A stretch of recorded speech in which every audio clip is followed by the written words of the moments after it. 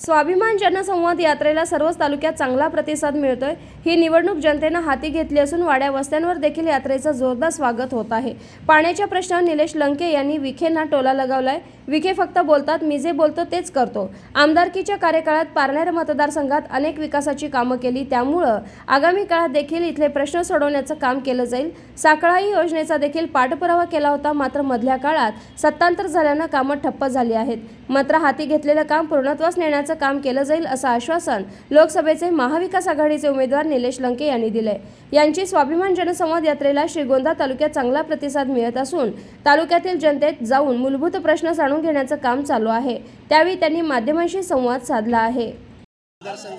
माझं साहेब, मी कुठल्या निवडणुकीला सामोरं जात असताना मी त्या मतदारसंघाची भौगोलिक परिस्थितीचा अभ्यास करतो। कुठल्या भागात काय अडचणी, कुठल्या परिसरात काय समस्या आहे, मी स्वतः नजरे खालून घालणारा माणूस आहे। त्यामुळे माझ्याकडे पूर्ण आता डाटा तयार झालेला आहे। या मतदारसंघात बऱ्यापैकी मतदारसंघ आपला एक 25% मतदारसंघ जर सोडला तर 75% मतदारसंघ हा एक दुष्काळी मतदारसंघ आहे। आता दुष्काळी मतदारसंघात पावसावर शेती पिकते, त्या ठिकाणी बाजारभावाचा प्रश्न आहे, दूध धंद्याचा प्रश्न आहे, दुधाचा बाजारभावाचा प्रश्न आहे आणि बेरोजगारीचा मोठ्या प्रमाणात प्रत्येक तालुक्यात प्रश्न आहे।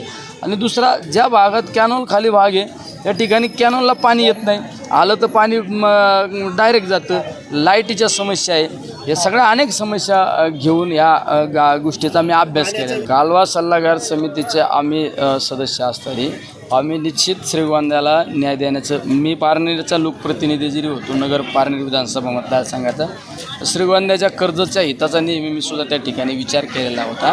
पण आज आचारसंहिता असल्यामुळं आम्हाला पण आमचे हात बांधलेले। पण तुम्हाला साहेब निश्चित सांगतो, माझ्यासारखा माणूस जर उद्या संसदेत गेला तर श्रीगोंदा तालुक्याला असो किंवा कर्जत जामखेडला असो पाणी कमी पडून देणार नाही। विखेंचं वाक्य होतं 5 वर्ष, विखेंचं वाक्य होतं, फक्त ते बोलतात, पण निलेश लंके जे बोलतो तेच करतो। मी माझ्या पारनेर मतदारसंघात ज्यावेळेस आमदार म्हणून मला लोकांनी संधी दिली, एक दिवससुद्धा पाण्याचा तुटवडा जाणून दिला नाही। आज माझ्या तालुक्यातली परिस्थिती पहा। बाकी पण मी आज या जनतेसमोर प्रतिनिधी म्हणून ज्यावेळेस येत असतो त्यावेळेस या ठिकाणचे प्रश्न सोडवणेसुद्धा माझी जबाबदारी असतात। तुम्ही कसं असतं, त्यांनी 5 वर्षापूर्वी तुम्हाला शब्द दिला, पण मी आज शब्द दिला नाही, मी प्रत्यक्ष कृतीत आणून देणार आहे। डिंबे